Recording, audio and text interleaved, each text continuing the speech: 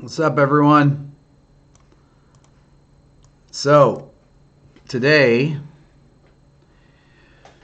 would have been my dad's 99th birthday. 1919, the 21st of February, my dad was born 99 years ago. He passed away in 2004 on March 18th after being diagnosed with lung cancer on February 18th. So he died 4 weeks after being diagnosed with lung cancer. He was feeling bad for about a year or so. They couldn't figure out what was wrong. I can't play my dad's favorite song because I'll get my dad had a lot of favorite songs actually, but probably Joe Beam. Anyway, so it's we're gonna have a party for him next year, 100th birthday party. It's incredible to think that my dad was born nearly 100 years ago. Do it is for a good cause.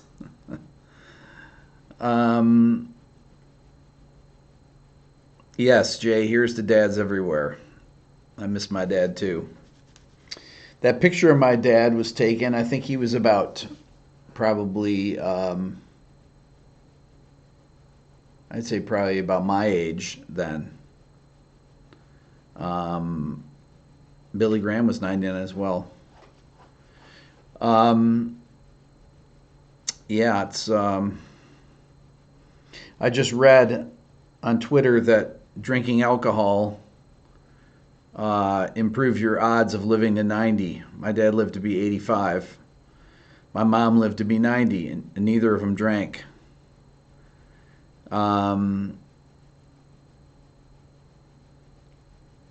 Anyways, so I do have I have an aunt that's still living. My mom's aunt.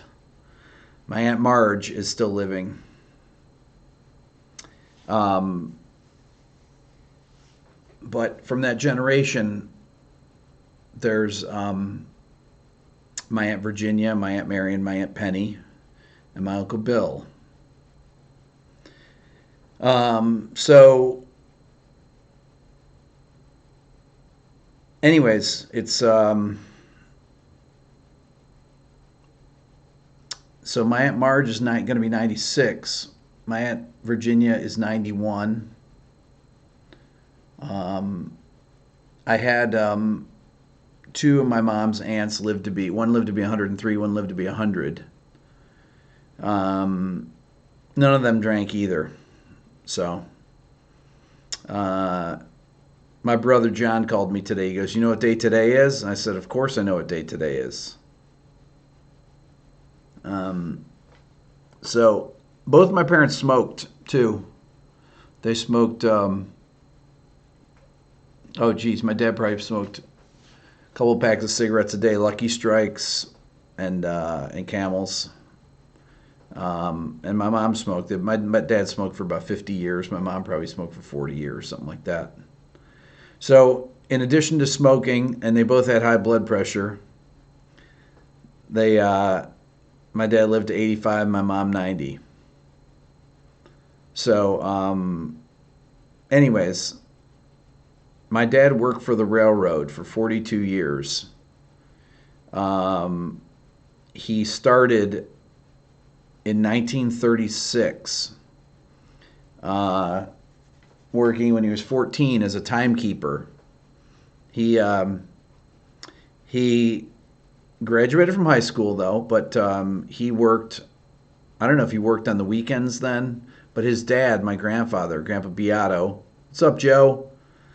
My grandpa Beato, who died in 1955 or 1956. I never knew him. I was born in 62.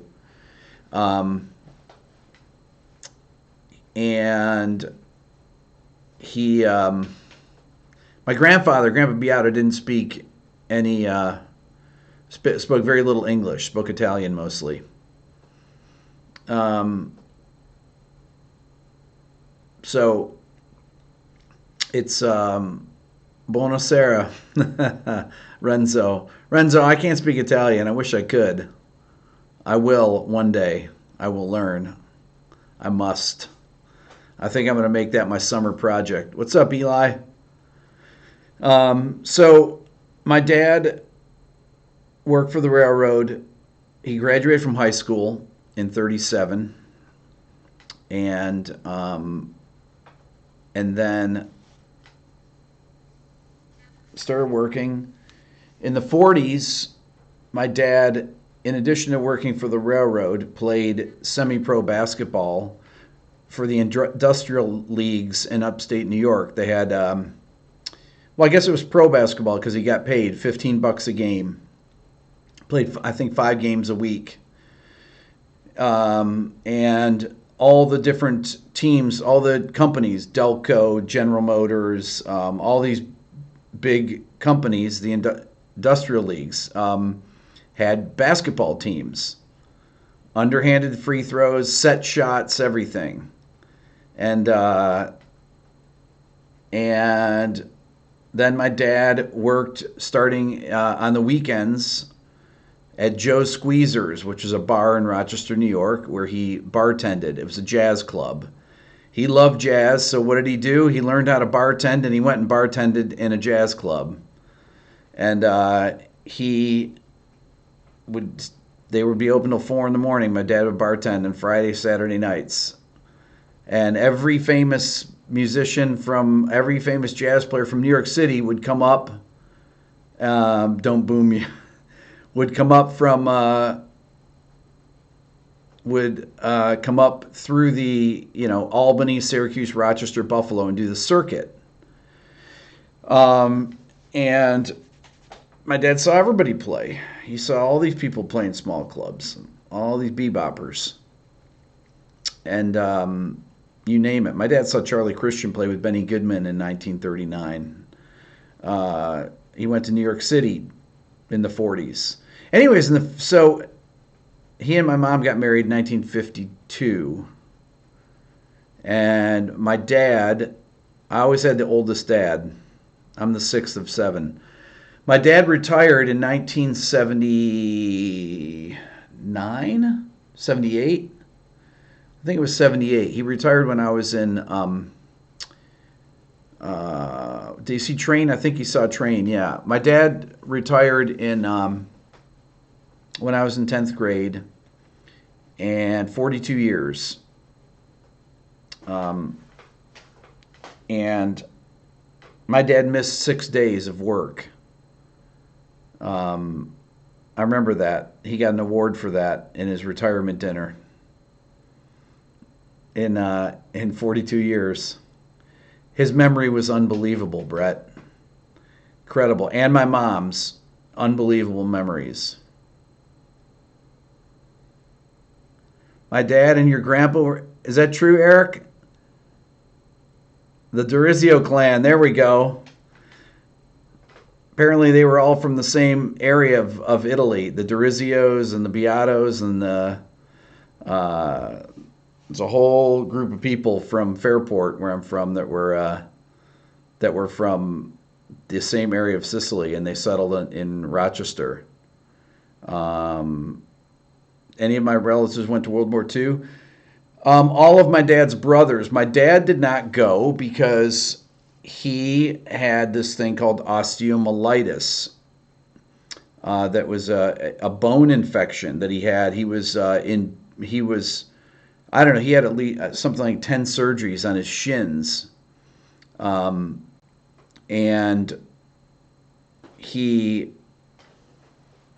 they wouldn't take him because of this, because he had scars all over his shins.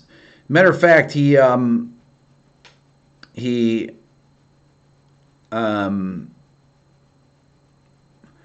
the same. So he got this osteomyelitis before they invented penicillin. Penicillin wasn't invented till 1941. So he had many surgeries. So my uncle Frank My Uncle Dave, my Uncle Jim. My Uncle Jim was at the D-Day invasion, who was my godfather. So they all fought in the war. They're all over in Europe. And so it was, quite a time to grow up with all these people. Routinely, I knew people, so many people. I say this all the time. But I knew people that were born in the 1800s. I knew tons of people. They all survived. My Uncle Jim, though, was in a VA hospital for years after the war for PSTD.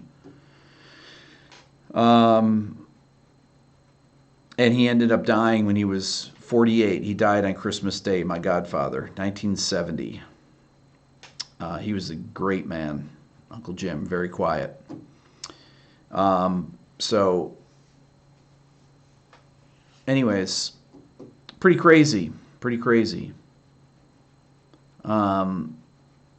So,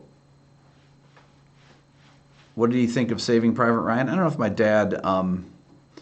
my dad saw that. Shell shock, that's right, Renzo, is what they called it at the time. Renzo, how do you know that? They called it shell shock.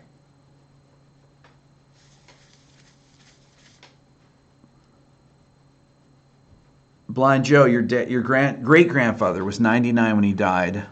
Wow, that's amazing. Pearl Harbor survivor.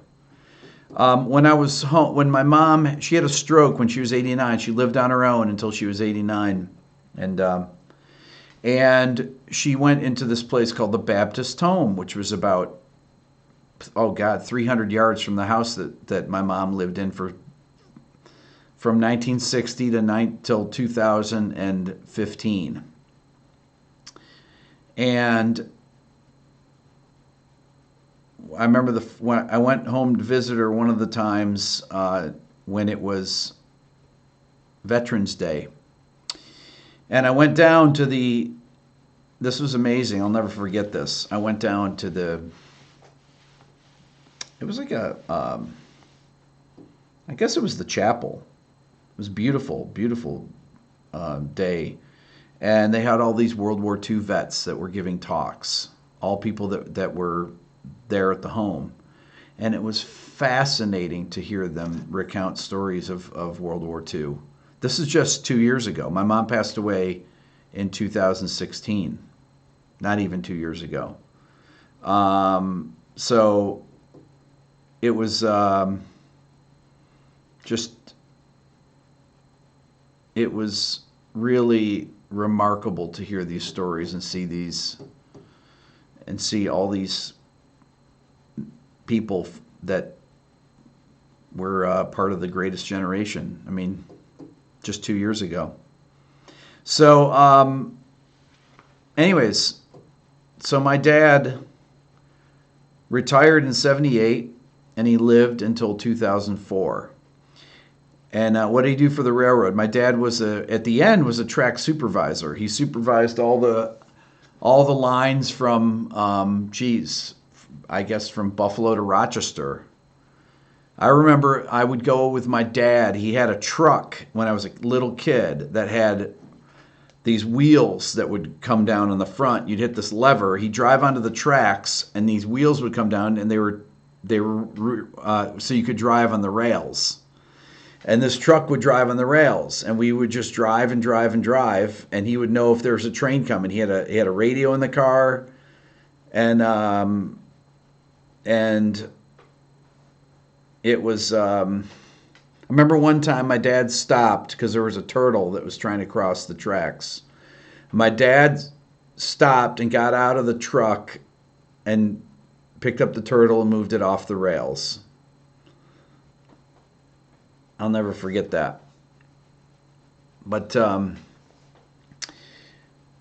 when I was in 5th and 6th grade, I would take, my dad would take me to work with him every day.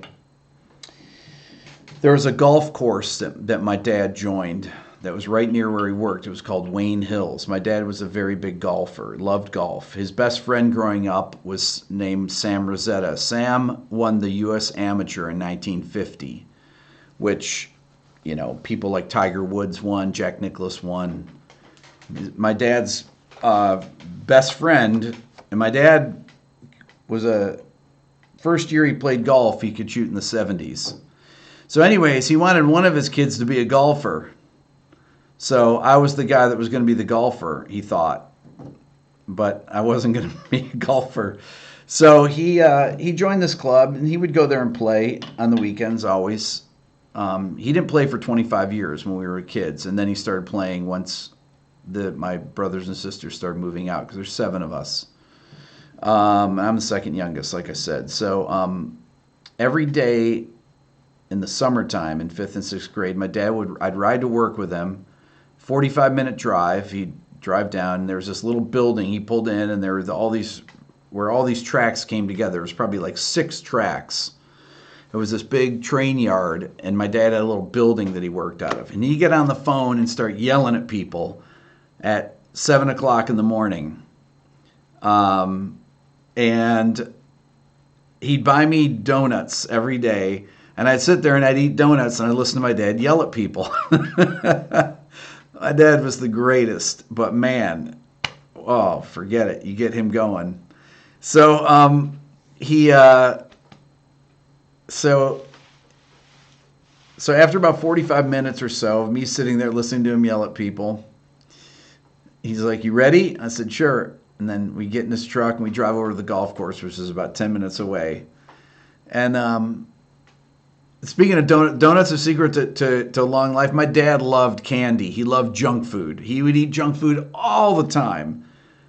Snickers bars, Twixes, you name it. Donuts, everything. My dad, and he lived to be 85 and smoked 2 packs of cigarettes a day. So there you go, right?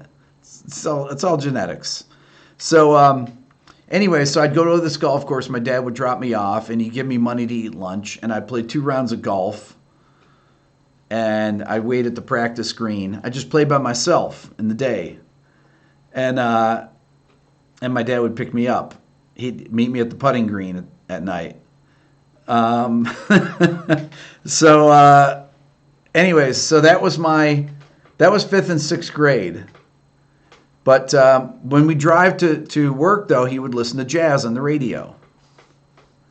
And he didn't do this with any of my other siblings. Am I good at golf? No. I mean, could I break 100? Yeah, but that's about it. My brother John, he can shoot in the 70s. He's got a pretty low handicap. But my dad, none of us could ever beat my dad when he was alive. And my dad stopped playing when he was 83. So,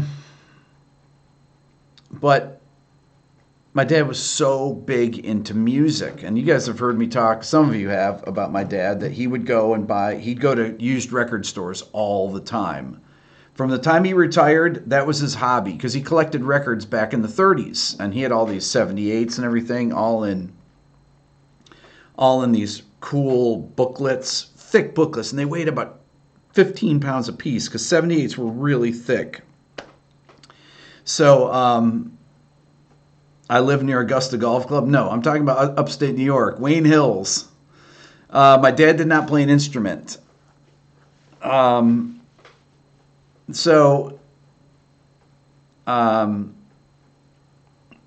Anyways, so my dad,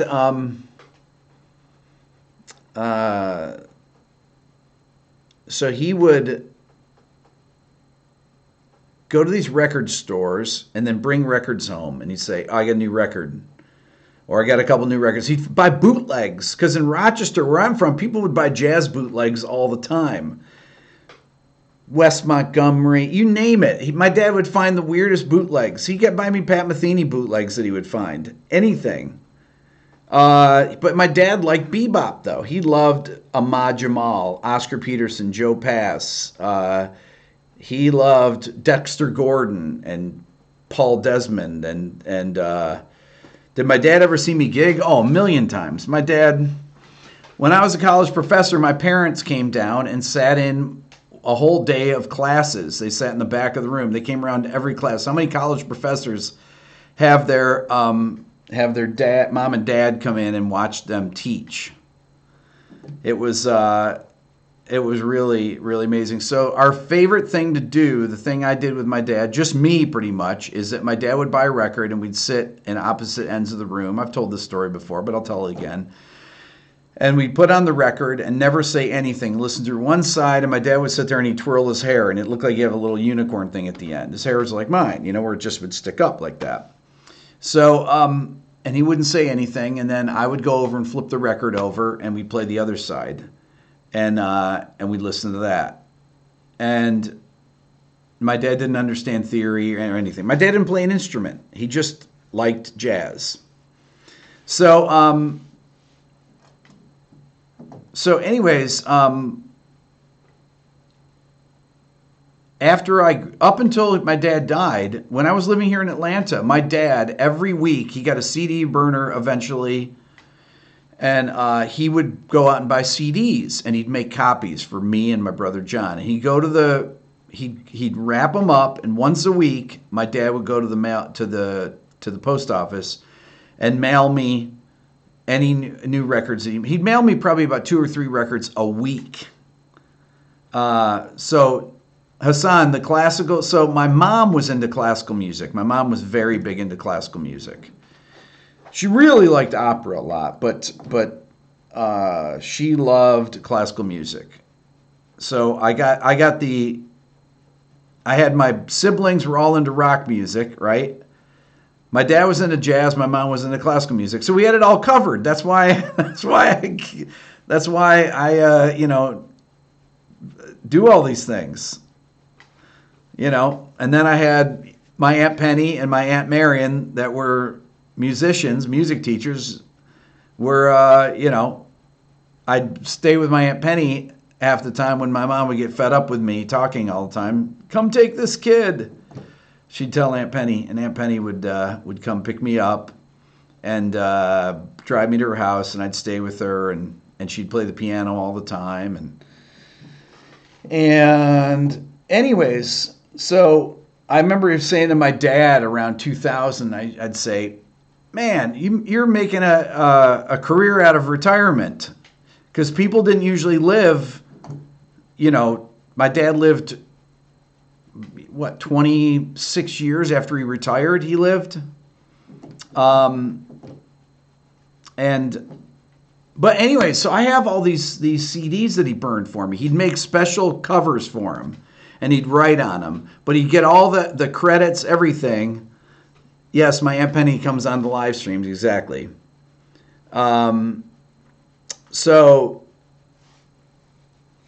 my parents never came to a sporting event that I ever did. I played sports all the time. Never, ever. Only time they would come is when I ran track, when I go to the state championships, which I'd go every year. And they would come to the state meet. But that would be it. When I played basketball, never came, nothing. My brother Mike was captain of the basketball team. I don't think my parents ever went. Every concert I had, my parents were there. Every single one, literally. They were so supportive of music. Every night we'd have to play songs, my brother John and I, after dinner. That was part of the deal with taking lessons. My mom would pay for lessons but John and I had to play. And my mom would drive us to lessons. They'd never drive us to any sports practice ever. We had to get our own rides, or we would walk. I never got rides. I would walk always to school, or stay after school and then walk home. I'd usually run home a couple miles, whatever it was, uphill both ways, So, no, I ran the 100 and 200, and I did the long and triple jump. So I was a sprinter, and I could jump.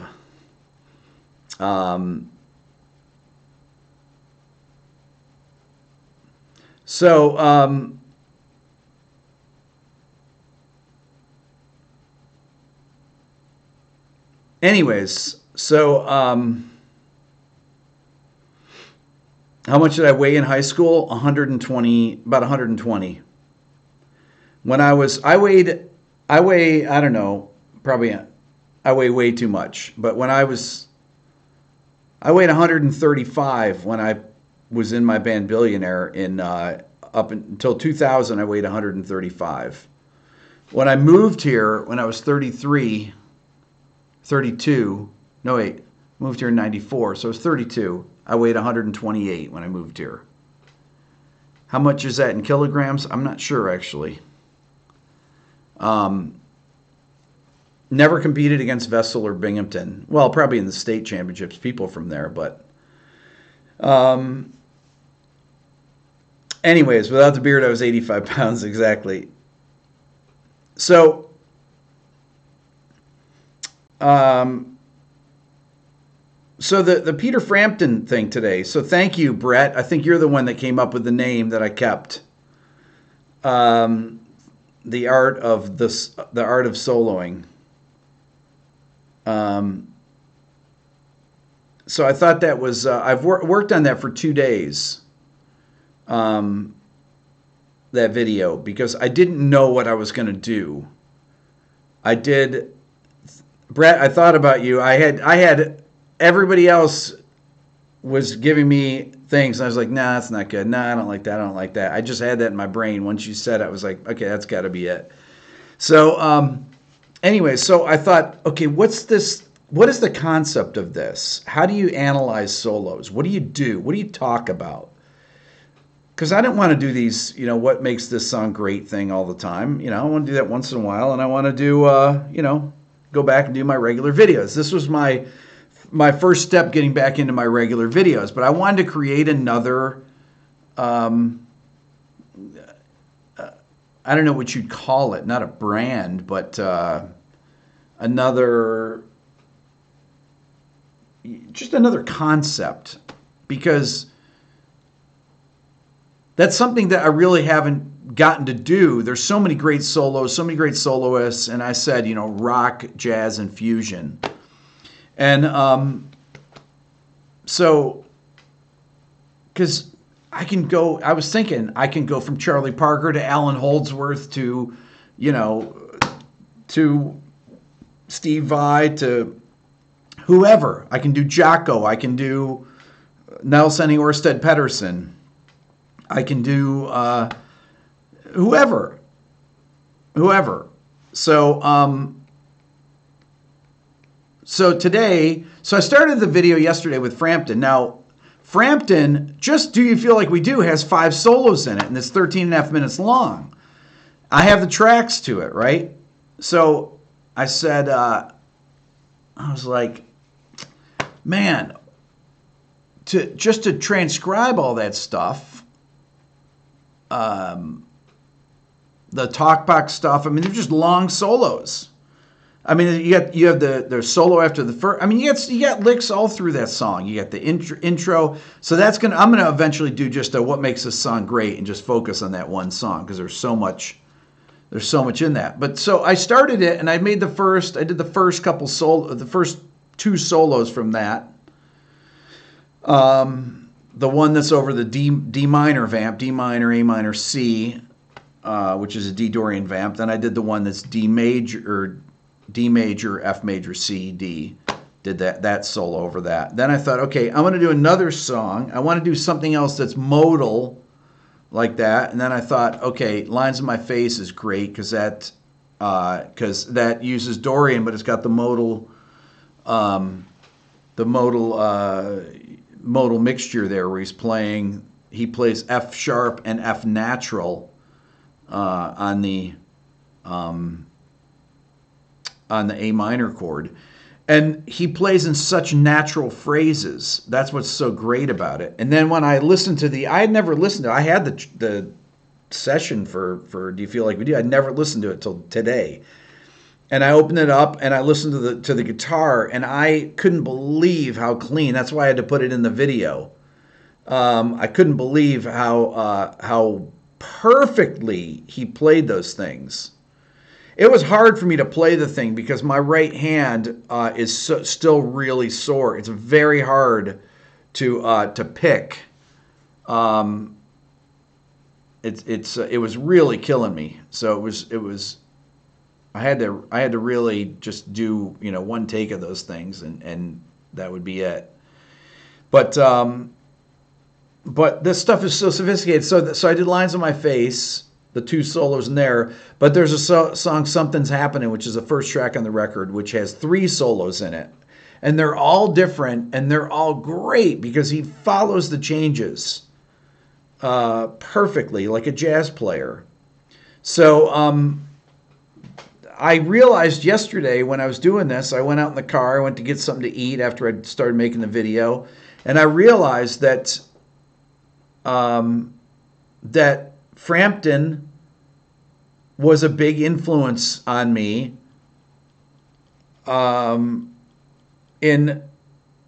I think I had a natural kind of attraction to jazz, and Frampton's playing, from me listening to bebop all the time with my dad, when I heard Frampton's playing, it really made sense to me. All those solos are improvised on the spot. Yeah. If you hear him play live, he never plays anything like that. He won't even play one lick out of that solo, ever.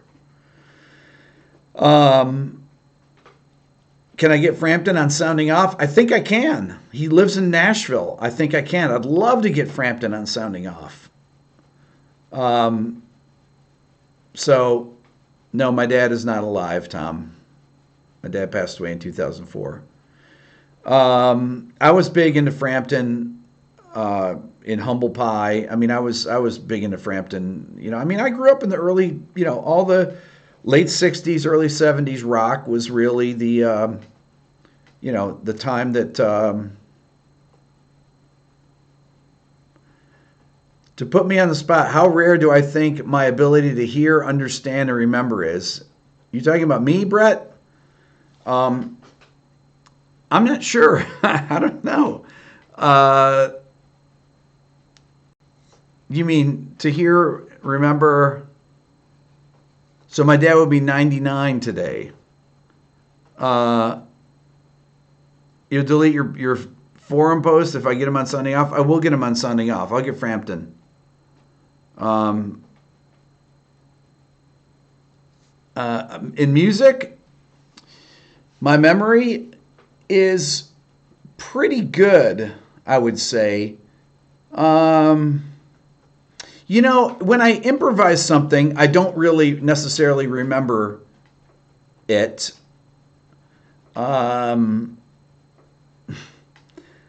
I have so many ideas that go through my head simultaneously that sometimes if I play something, I'll say, oh, I don't remember what that was, or I'll come up with a melody or something like that. When I'm writing, this is really when I have to run a tape recorder or, run Pro Tools or whatever.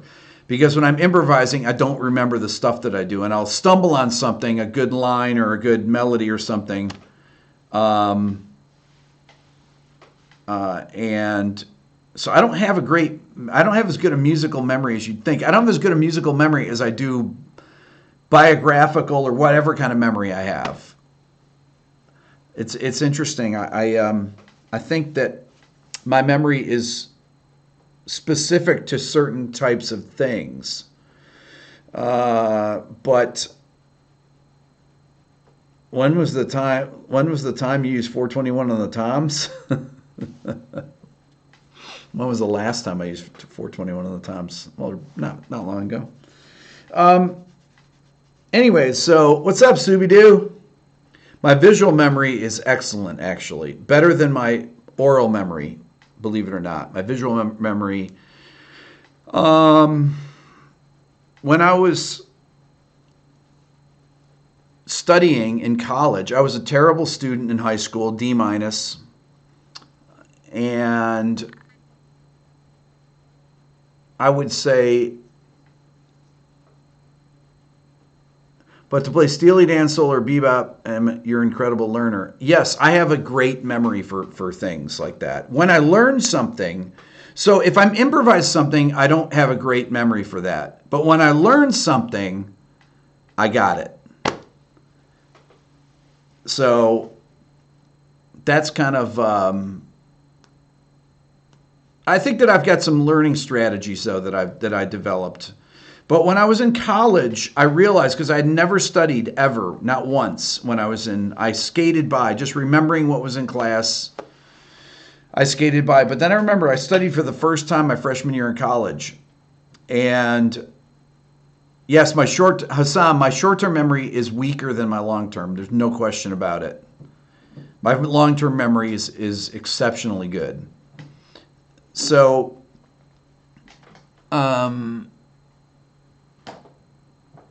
Jari, when you trained relative pitch, your memory failed you every now and then. I wonder if it's different memorization system compared to perfect pitch. Yes, I believe it is. I do. I completely believe it's different.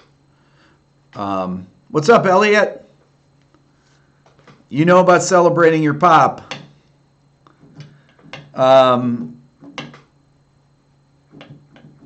So when I was a freshman in college, I realized that when I studied, I could see my notes in my head. And I could just see them. If I looked at them long enough, I would just visualize what they looked like that, just like you're visualizing a tune or something.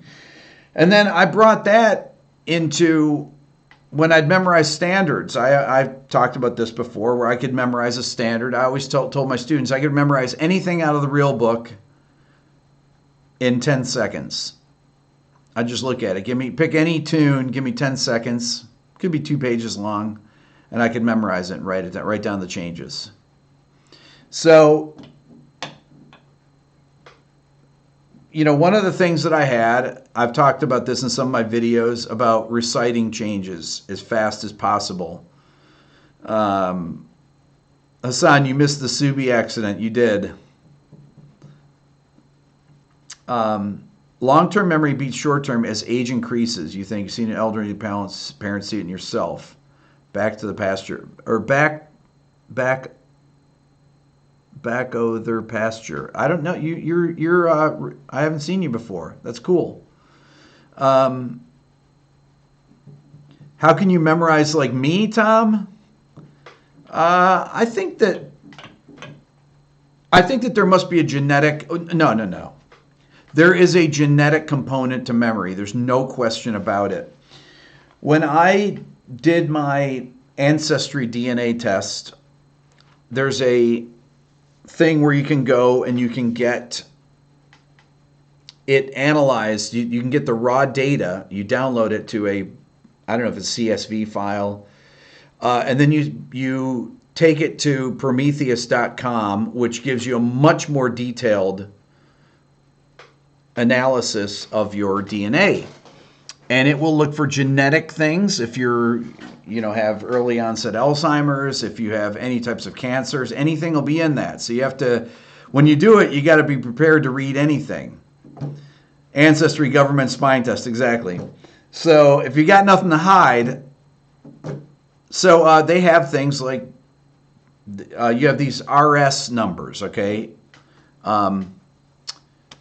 So the RS, these are specific type of genes that you look for that they've done papers on. They're SNPs, single nucleotide polymorphisms, are what SNP stands for. These are genetic markers that you look for. So they have names like RS3057, for example, is the perfect pitch gene. Now, certain people, if you go to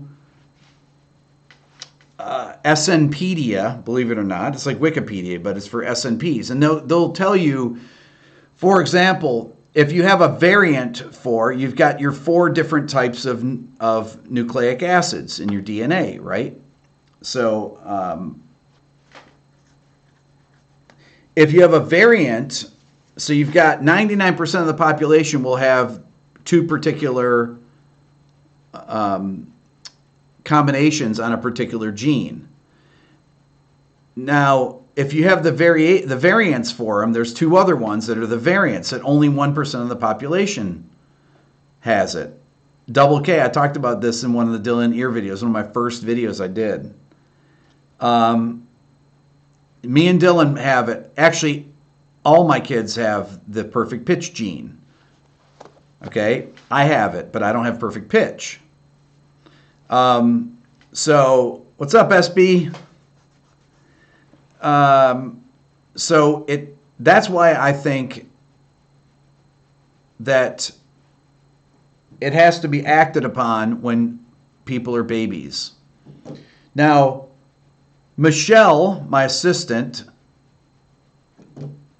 who stopped working last week, is Indonesian, but of Chinese descent.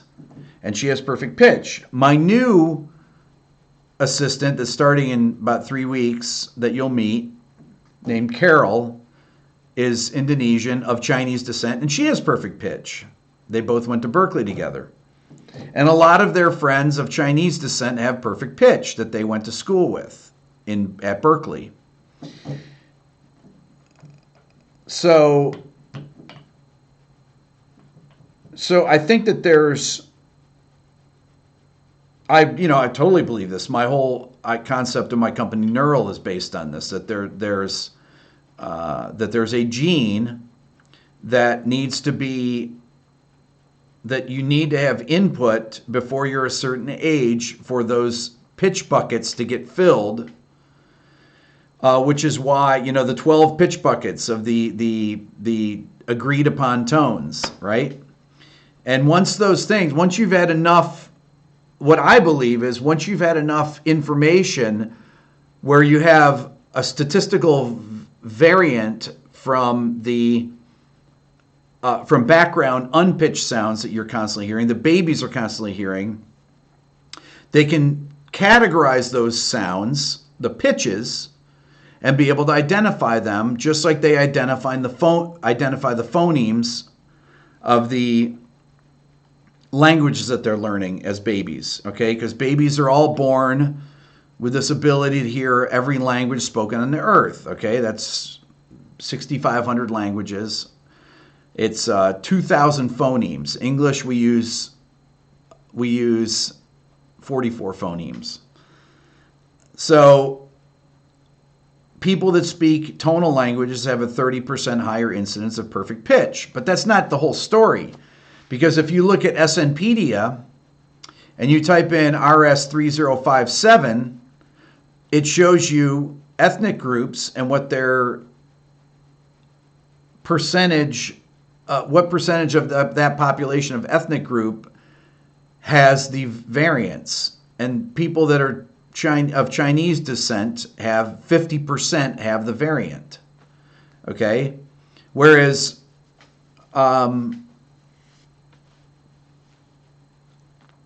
if I have, mine is 39% of people that are of my descent. How do I remember all this? SNP, single nucleotide polymorphism. How do I remember all this? Because I do. Because it's interesting. So, good genes. There you go. So, if a child in those first 2 years, so beginning around 10 months or so, children go from being what Patricia Kuhl calls citizens of the world, meaning their brains are able to create algorithms and hear the sounds of all languages. And then you become culturally bound listeners. So at that point, it starts happening around, they think, I don't know, between 9 and 10 months maybe. So if you've not heard the phonemes of a language, then if you've only heard the phonemes of the English language, then that becomes your native language. That's why they call it native language as opposed to a foreign language. Well, you think of perfect pitch as being a musical fluency, right? Instead of it's native music fluency. Phonemes. Culturally bound listeners, right. So a baby can learn 5 languages at once. It can sort out the phonemes of 5 different languages. Now there's other, so when I went and looked up, did more searching, I mean, I believe there's other genes that are associated. They just have done a bunch of studies with this particular gene. So they say that people, they discovered that in one of the studies that people that were of Mongolian descent and people that were of Finnish descent had this exact same SNP, 3057, RS3057. And they realized that these people came from the same tribe that split apart, 35,000 years before. And half the tribe went to and settled in Mongolia and half went to Finland. That's how they realized that they were related. And there was a high incidence of perfect pitch in both of these. Yannick, is that how you say that? Jacek? No. Jacek? I'm not even going to try. I'm bad with names here. Let's see here. You're a professional molecular biologist, self-taught musician, listening on your channel. You're good. Thank you. So, anyway, so Dylan, all my kids are part Mongolian and part Finnish, according to their DNA. Well, they're also Ashkenazi Jewish on both sides. We have it. My wife has it. And there's, there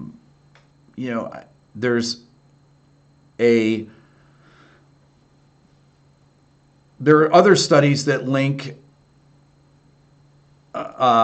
people of Ashkenazi Jewish descent to having perfect pitch in a higher than normal frequency. Anyway, so it's but still, you still have to be exposed. Leonard Bernstein did not have perfect pitch. And when I looked up when Leonard Bernstein started the piano, he started at 9. So, but you look at Mozart, Beethoven, Bach, they all started as babies.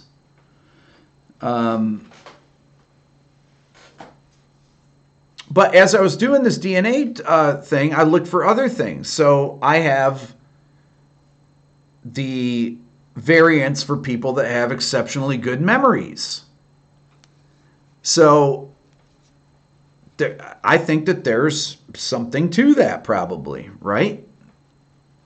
I mean, why do I remember this stuff?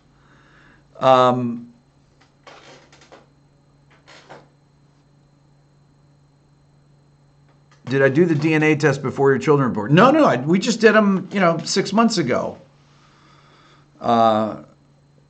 Mozart wrote his first symphony at 7. What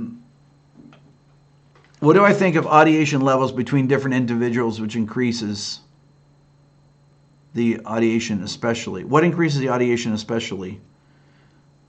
That's a hard question to say.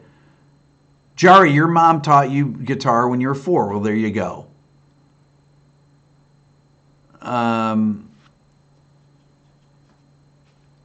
You remember because you're weird. Just kidding. We're all a little weird. That's what Eric said. Eric, what? Just kidding. Anyway, so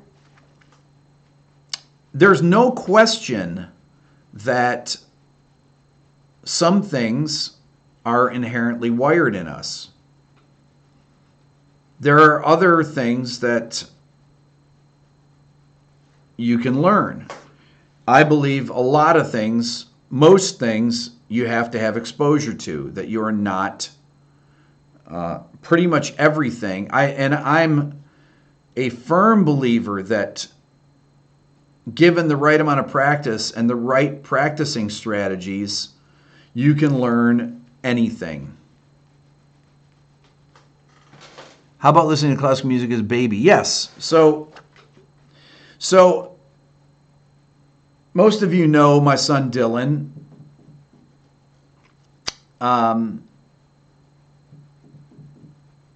Dylan, I played what I call high information music. You guys have watched my early videos know this, and I have a company called Neural. So I played this high information music, which was mainly my friend Aiden that I played for Dylan. And when Dylan, he would listen to, so we would listen probably 3 hours a day. So it's not strange at all that Dylan has the ear that he has. His ability to pick out the pitches from even clusters. It's kind of like Chris Potter told me with Aiden teaching his theory class, that Aiden would play things, and Brad Meldau and Chris, and they were all afraid of Aiden. And they said that Aiden would say, I can't believe you guys can't hear this. And he would play a cluster, and he'd say, sing this note in the middle of the chord. And I know Brad Meldau has perfect pitch. But Chris said that they were so hard. The stuff Aiden did was so difficult. Anyways, so it's really, really fascinating, I think. This, Aiden has the best perfect pitch that I'd heard, other than, he and Dylan. But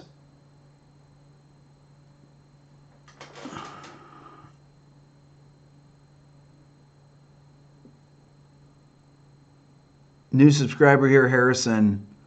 Love your channel. Song episodes. Wanted to ask what I thought of a Mesa Boogie amp. Wait, good Mesa Boogie amp had to be to get for some Blink 182 tones. Get a two-channel Mesa Boogie dual rectifier. Those are the best because they have the least circuitry. Find one. Find an early one, old one, and have it gone over. So,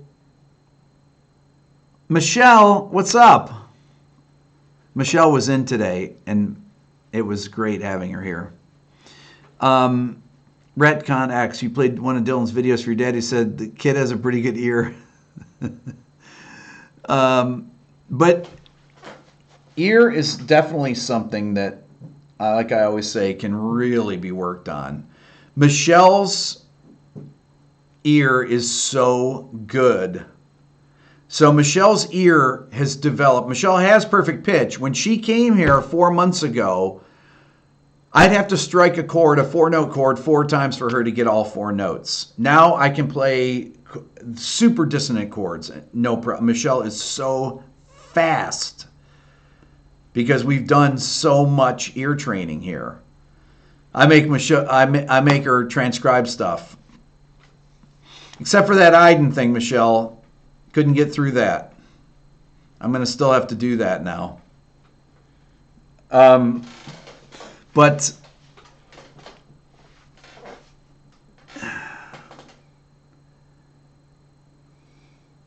does anyone teach favorite online jazz guitar instructor that teaches over Skype?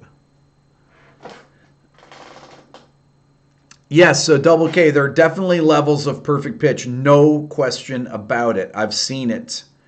And people with perfect pitch, studying the right things, can get better and better and better ears. So when Michelle was here today, I said to her I was asking her about Carol, who's coming to work here in a few weeks. I said, you think Carol, see, Michelle agrees. Michelle has one of the greatest ears of any human being now. Third best.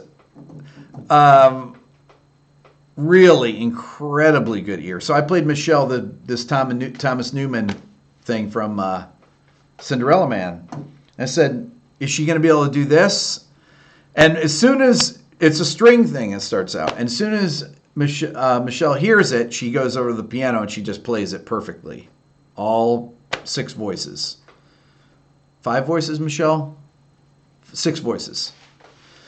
It was a had a little bit of counterpoint in it, but it was amazing that she was able to do this. Does tinnitus affect perfect pitch ability? No, because Beethoven had perfect pitch. Michelle Taylor is my Michelle. I have perfect pitch, right? I do not have perfect pitch. But if I sing ba, I know that's a G. Right? I mean, I can pretty much sing anywhere. I don't know why, I just think that. Young guitarist playing Chris Potter solos, unbelievable. Check him out, Joshua Meter. I've seen him, actually. He's awesome. That's his name, Joshua Meter. Send me a link, Ian, because I couldn't remember who it was. I remember seeing it. I remember seeing him play rhythm changes or something. Dead on G. Look at that. Boom. So I pulled the A flat out the other night too, right? So I think that everyone has this innate perfect pitch. And I think there's two different ways to listen to music. I think that there's a way to listen for the pitch color, and there's, which would be perfect pitch, and there's a way to listen for relative pitch. Ultimately, though, relative pitch is more important. Perfect pitch is great for when you're a beginner player, up through, I mean, I think it informs people differently, up through your 20s into your 30s. But ultimately, because everyone with perfect pitch loses it, having great relative pitch is extremely important. So all people with perfect pitch need to develop relative pitch. If I asked my son Dylan to sing a Bach two-part invention in any key, the same one, he can transpose it to any key. And I said, Dylan, I mean, the first time I did that, I said, Dylan, how can you do this? I said, sing it in the key of B flat. And he did it. Aiden has not lost his perfect pitch, no. Tom just asked if Aiden's lost his perfect pitch. No, not at all. So Dylan sang it in B flat, and then I said, sing it in G, and he sang it in G, and he just started on those notes, because, you know, the first two-part invention in C. And I said, Dylan, that's amazing, you can do that. He said, why? And I said, because most people with perfect pitch, this is years ago we did this. This is back when he was 6 or so. I said, because most people can't do that. And he said, why? I said, most people with perfect pitch can't do that. He said, why? I said, I don't know. I don't know. But I hear that it's difficult for people. Although the people that I knew with perfect pitch, him and Aiden, never had any problem with relative pitch. So, what are my thoughts on Jerry Bergonzi? Jerry's great player. Great player. When Dylan was listening to microtonal music, he did not care. That's absolutely true. He did not care at all. He never mentions that. He doesn't ever think about it. If I say, what do you think about this? I did it with Soundgarden, with Black Hole Sun, which is tuned to quarter step sharp, and with Every Little Thing She Does Is Magic. Dylan, what do you notice about this? I don't know. You don't notice anything? No. Do you notice that it's tuned halfway between G and A flat? Yeah. Why would I notice? Why would I care about that? When I'm 99, will Dylan make a video about me? Tom, that is a great question. So part of this whole thing, I said to myself, I'm just going to go on for a few minutes tonight, talk about my dad. This is one of my best flowing videos that I've had. I don't know if you guys think it is, but I have a flow going, a non-flow. The viewer music is rescheduled. Brissette. I can't pronounce words, people's words. It's my dad's birthday, 99th birthday. We're talking about this. Brett, do you feel my flow here? I got a flow of ideas, and the flow, flow. If you listen to Matheny talk, if you listen to Vinnie Colaiuta, listen to a Vinnie Colaiuta interview. He never says My mom was Sicilian, yes. Both my mom's parents were from Sicily. Have you ever listened to that, Brett? Listen to Vinny. Never an Never. Listen to Matheny. No ums. Think about it. Listen to Keith Jarrett. No ums. Listen to Iden. You hear just... he just never... Ideas just go. This idea, that idea, this idea. You never know what he's talking about. But it's kind of as if those pauses, that is a way for the brain to access memories. So if you're not umming, your brain is really firing, and it's firing ahead of time. That's when you get into this improvisation state. And I remember when I first played with Vinny, the first time I played with Vinny Colaiuta and Iden, Vinny came in, got off the plane. I had never met him before. My roommate Rob, who played with him in LA, that's why he flew to Boston to play with us. It was a gig that we had. It was 1985. And so Vinny comes in, and I had heard his reputation of a reader, and we had charts. Vinny puts a chart up, and I remember he had these glasses on. He had broken his glasses, and he had gotten super glue on his tongue. He was trying to open it, bite the top off, and fix it, and he goes, I got super glue on my tongue. I was like, oh, that's not good. So he glues his glasses together. He has these really thick brown or black glasses. So, Elliot, you go between and no It's like a hamster stops running on the brain treadmill when you hit the ums. That's exactly right. So Vinny would go up there on sound check, and he'd read these charts. He's like, man, I really screwed up. Of course, he read them perfectly, but he said he really screwed up. So we get to the gig, and we start playing. And these guys, I'm an amateur compared to when Vinny and Iden were playing together. I would pretty much just walk off stage, right?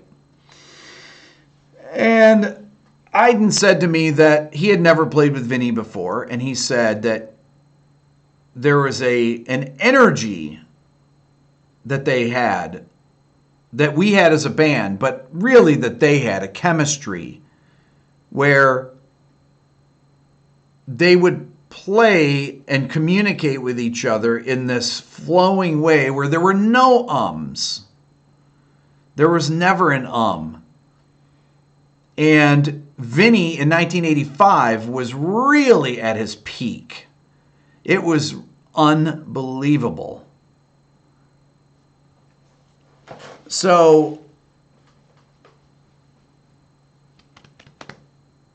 it was really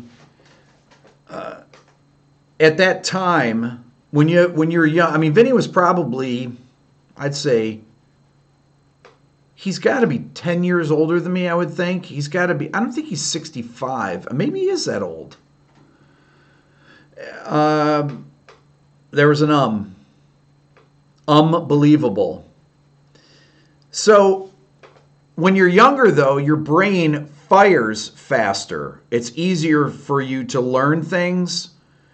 It's easier for people to improvise, I believe, because their brain speed is really fast up until around 29 or so. But if you look at certain players to me did their best playing in their 20s. But other players like Joe Pass recorded Virtuoso when he was 43. And to me, that's his best playing. Best flow, best sound, best technique. Oscar Peterson's best playing was in his 50s, his early 50s, when he had the chops were unbelievable. Everything about Oscar's playing to me. Okay, Vinny's 61. So Vinny's only 6. I'm 55. He's 6 years older than me. Look at that. So Vinny then in 85. Okay, if I was 23, so Vinny was 28. Wow. No wonder he was so good. He just turned 62. Okay, he was 29. There you go. And Vinny's chops were ridiculous back then. Ray, you improvised much better when you were younger, but you're a better writer now. Yeah, so I think that When I think about Oscar, for example, that Ronnie Scott's gig where he plays Blues Etude that's on YouTube, that's one of the greatest Oscar improvisations ever. I want to say Oscar was born in, he's born in the 20s. 25, maybe, or 29. Joe was born in 29, I think. Oscar, I think, was born in 25. And that was from 74, so he was 49. He would have been 49 then? So, Oscar Peterson, yes, Tom.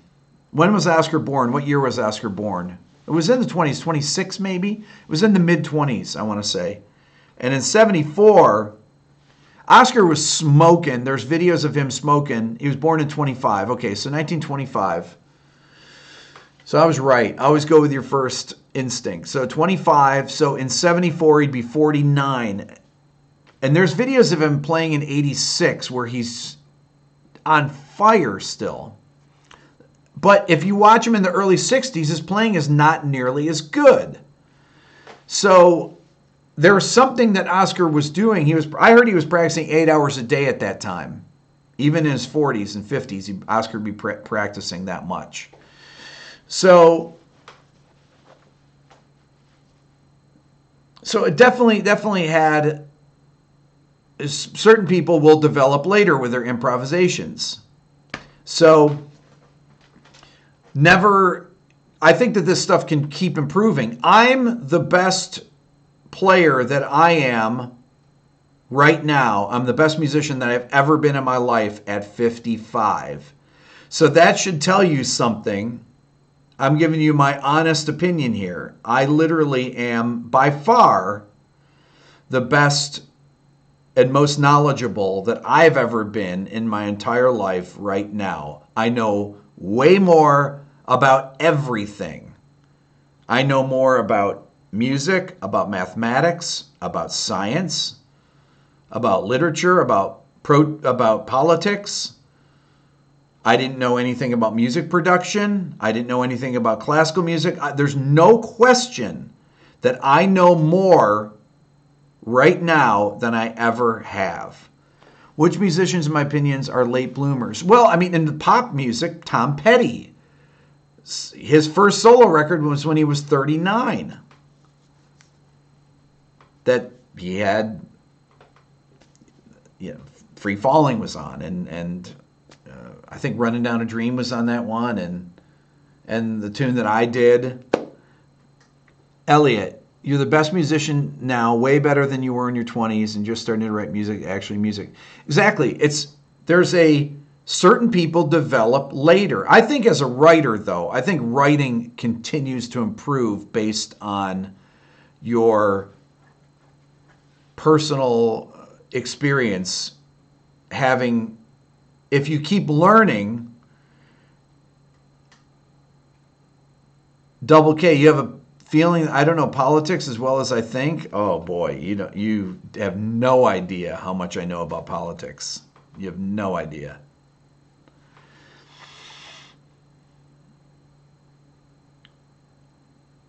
Reen of Sonos. I have extreme accent speaking English. This is interesting. Going back to these phonemes, I cannot roll my R. I can't roll R's. I never heard anyone roll their R's because no one spoke Italian or Spanish or anything around me. Dylan can roll his R's because our first nanny that we had, Heather, spoke Spanish.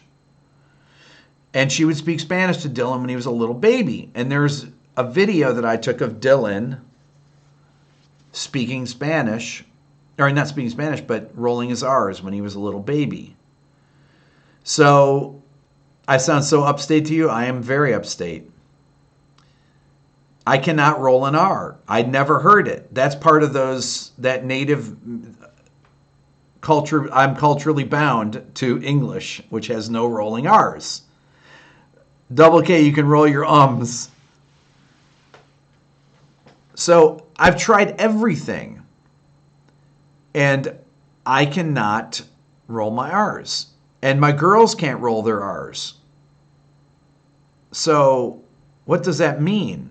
So Dylan heard those sounds when he was a citizen of the world. He heard the R rolling. Matter of fact, I have a video on my YouTube channel that's still there of Dylan rolling his R's. Can I whistle? I can whistle, yes. I can't, you know what, Brett? I can't whistle like this anymore, and it's part of aging. My upper lip is lower than it used to be. I can see it because it covers my teeth like this, but it didn't used to. It's from gravity. So if I go,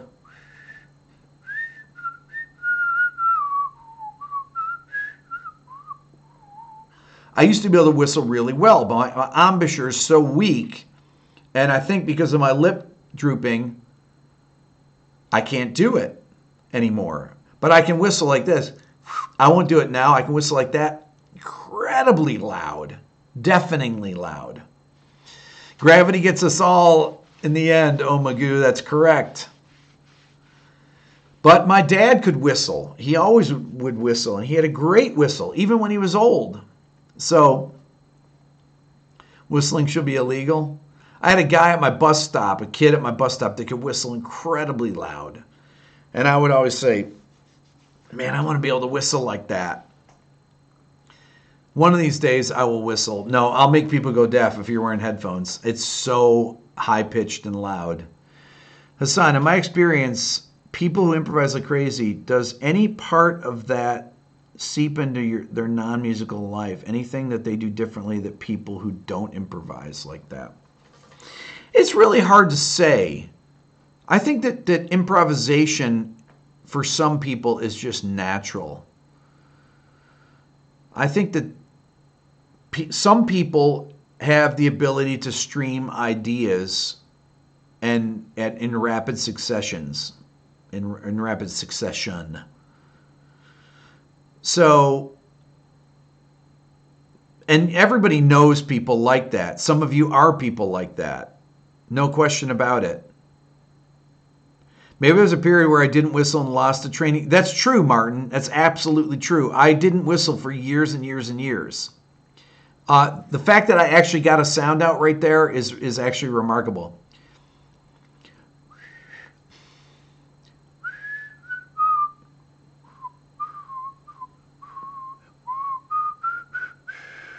I can't even do a fifth.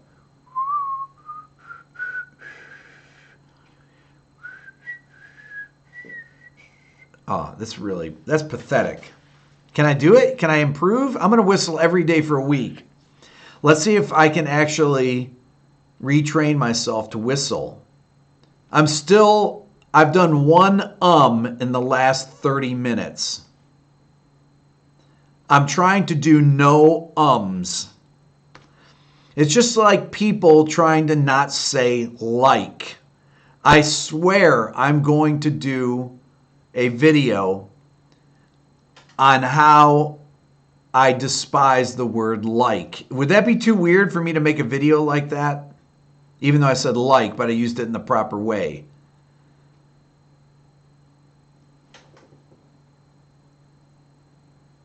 Chris asked, when you think of your relationship with your father, are there major themes that add to your life that you want to pass to your children? Well, there's no question that work ethic, my dad, that's where I get that from. And my mom, both, equally. My mom had an incredible work ethic. So, misuse of the word literally. I get on people with literally. I will use literally sometimes. You will like so many more like subscribers. It will be weird but interesting, Johnny. It drives me nuts. If my kids say the word like, I freak out. That's one thing that I will not stand for. What was my dad's profession? Work for the railroad. Like you can also not pronounce every click. To me, that's crazy.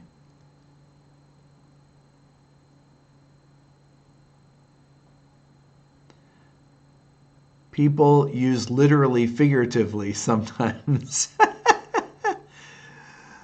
Rick, do you think the ultimate goal of improvisation is to be able to play what you hear in your head over changes?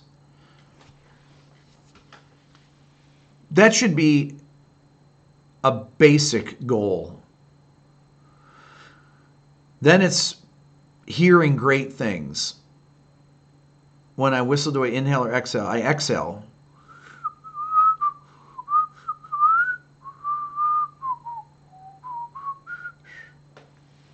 I once read that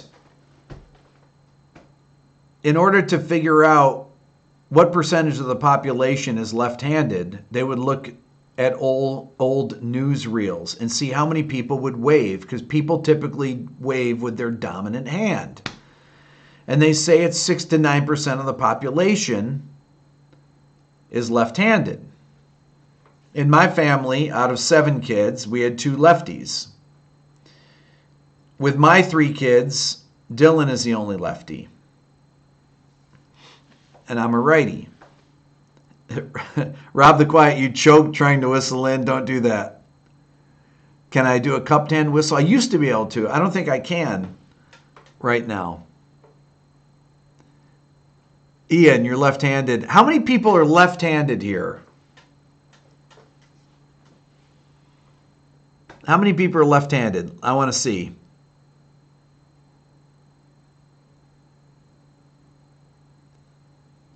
Yes, make the video. Make the like video. Me, lefty, lefty, left. Both-handed, righty, lefty. Just lefties. Oh, or both-handed. Ambidextrous. Okay, you can tell me. Yeah, this is interesting. Lefty, lefty, righty. A lot of lefties. Wow. Wow. Holy, what? No way. Ambidextrous, lefty, leftist, weird, lefty, righty, actually both, left-handed with scissors only. What, Harrison? Use both hands. So many freaks. This is ridiculous. Heavy-handed, Scooby-Doo, of course. Throw lefty, but play guitar right-handed. Well, you're a lefty then. Right, left. If you right, left, you're a lefty. Holy smokes. Whoa. This is unbelievable. Man. Right hand snare. Lefty. This is way higher than the population. Left-handed in hockey, David? That is strange. What? Bat left, throw right. Okay. Usually throw left, bat right. My brother Lou's a left. My brother Lou's ambidextrous, but he can write. He writes with his left hand.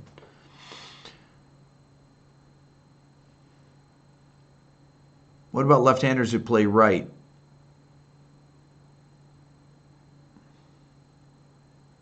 Righty in hockey, lefty baseball. That is weird. Man, we had some strange people. Elliot, you can switch hit wiffle ball. Okay. Bat left. I think it's hereditary from mother's side. Lefty golf. Lefty golf. What? Left fret, right keyboard.